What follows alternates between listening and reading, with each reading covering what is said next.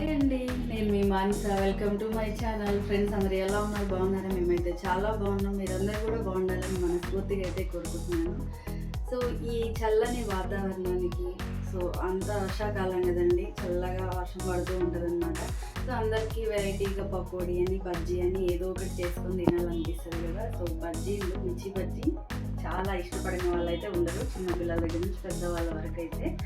So అదే మిర్చి బజ్జీలో కరకరలాడే మిర్చి బజ్జీ అయితే నేను మీకు చేసి చూపించబోతున్నాను. సో చూసేయండి ఫ్రెండ్స్, ఎలా చేస్తానో. ఈ వెరైటీ ఒక్కసారి చేసుకొని తిన్నారంటే మళ్ళీ మళ్ళీ చేసుకుంటారనమాట. సో రెడీ చేసేద్దాం. మిర్చి బజ్జీ కోసం అయితే చూసారు కదా, నేను మంచి మిర్చి అయితే తీసుకున్నానండి. చూసారు కదా, చాలా అంటే చాలా బాగున్నాయి, ఫ్రెష్గా మంచిగా. అలాగే జీలకర్ర, వామ్ అనమాట మంచిగా నలిపి పెట్టుకున్నానండి. ఇట్లా నలపాలన్నమాట, అప్పుడు ఫ్లేవర్ బాగుంటుంది, టేస్ట్ కూడా బాగుంటుంది. అలాగే కరివేపాకు, ఒక కప్పు శనగపిండి. అలాగే నేను ముందుగానే ఆయిల్ అయితే పోసేసుకొని హీట్ చేసేసుకుంటున్నానండి. పిండి అయితే రెడీ చేసుకుందాం, అలాగే మిర్చి కూడా రెడీ చేసుకుందాం. చూసారు కదా, నేనైతే ఒక మిర్చి తీసుకున్నాను. నేనైతే ఇవన్నీ మంచిగా కడిగి నీట్గా తుడిసి అయితే పెట్టుకున్నానండి. ఈ మిర్చి ఎలా కట్ చేసుకుంటానో చూడండి. ముందుగా అయితే ఈ తొడని తీసేసుకోవాలి. తర్వాత దీన్ని 2 ముక్కలుగా కట్ చేసుకోవాలన్నమాట. ఈ 2 ముక్కల్ని కుదిరితే 4 ముక్కలుగా కట్ చేసుకోవచ్చు, లేదు చిన్న మిర్చి అనుకోండి 3 ముక్కలుగా అయినా కట్ చేసుకోవచ్చు. సో ఇలాగైతే కట్ చేసుకోవాలన్నమాట. చూసారు కదా, ఇలాగా నేనైతే 4 ముక్కలుగా అయితే కట్ చేశాను అన్నమాట. ఇలా ఇప్పుడు అన్నీ కూడా ఇదే విధంగా అయితే కట్ చేసుకోవాలన్నమాట. చూసారు కదండి, నేనైతే మంచిగా నాకు కావాల్సిన సైజులో అయితే చిన్నగా ఇట్లా అయితే కట్ చేసుకున్నాను అనమాట. సో మిర్చి అయితే రెడీ చేసుకున్నాం కదా. ఇప్పుడు అయితే ఒక బౌల్ తీసుకొని మనం పిండిని అయితే రెడీ చేసుకుందామండి. ముందుగా అయితే ఈ వాము, జీలకర్ర అయితే వేసేస్తున్నాను. అట్లాగే కరివేపాకు,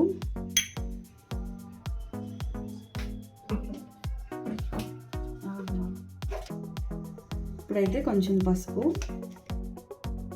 అలాగే రుచికి సరిపడా ఉప్పు. ఇప్పుడైతే మనం ముందుగా రెడీగా పెట్టుకున్న 1 కప్పు శనగపిండి అయితే వేసేసుకుందాం. పిండిని అయితే ఇలా రెడీ చేసుకొని ఉంచుకున్నామండి. అలాగే ఇంకొక బౌల్లో మనం పచ్చిమిర్చి అయితే వేసేసుకుందాం ఇలాగా. ఇప్పుడు దీంట్లో అయితే నిమ్మరసం అయితే పిండుకుందామండి.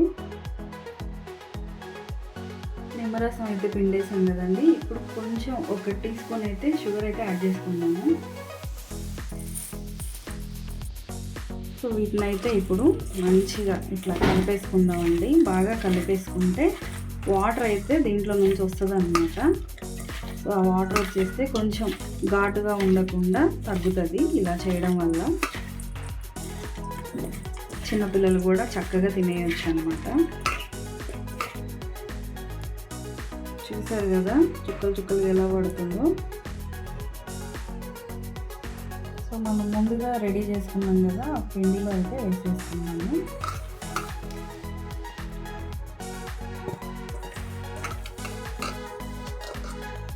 ఇప్పుడైతే మనం దీన్ని చక్కగా కలిపేసుకుందామండి. అలాగే బజ్జీ వేసుకోవడానికి కూడా అనుకూలంగా కలిపేసుకుంటాం అన్నమాట. చూసారు కదా, కొంచెం కొంచెం వాటర్ అయితే యాడ్ చేసుకుంటూ ఇలా చక్కగా కొంచెం ఇట్లా గట్టిగా వస్తే కరకరలాడుతూ ఉంటుందండి.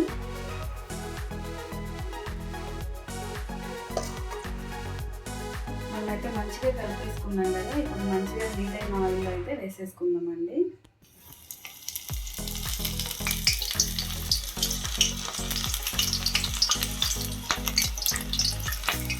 సో ఆయిల్ అయితే మంచిగా హీట్ వచ్చేసిందండి. ఊరికే వెంటనే అయితే పైకి వచ్చేస్తుంది అన్నమాట. చక్కగా గోల్డెన్ కలర్ వచ్చేంత వరకు అయితే వేయించేసుకొని తీసుకోవాలన్నమాట. మంచిగా కరకరలాడుతూ టేస్టీగా అయితే ఉంటాయి.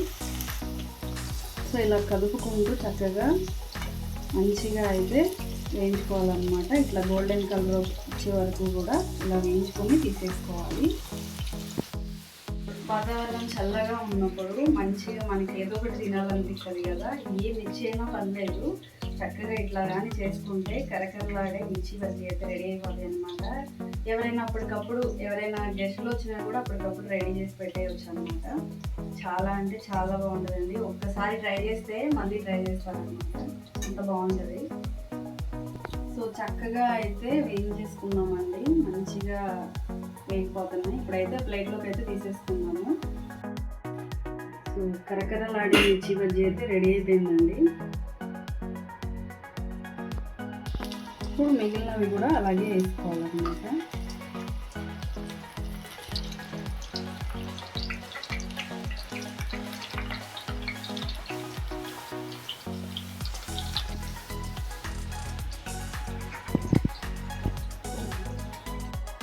ఇంతేనండి, చాలా సింపుల్గా, చాలా ఈజీగా, చాలా అంటే చాలా టేస్టీగా ఇలాగైతే చేసుకోవచ్చు అన్నమాట. సో ఈ రెసిపీ మీకు నచ్చితే లైక్ చేయండి, షేర్ చేయండి, సబ్స్క్రైబ్ చేయండి. అలాగే మీరు కూడా ట్రై చేసి కామెంట్ చేయండి ఎలా వచ్చిందో. సో ఒకసారి అయితే చేస్తే ఇంకోసారి అయితే మళ్ళీ చేసుకుంటారనమాట, అది మాత్రం పక్కా. సో అందరికీ బై ఫ్రెండ్స్.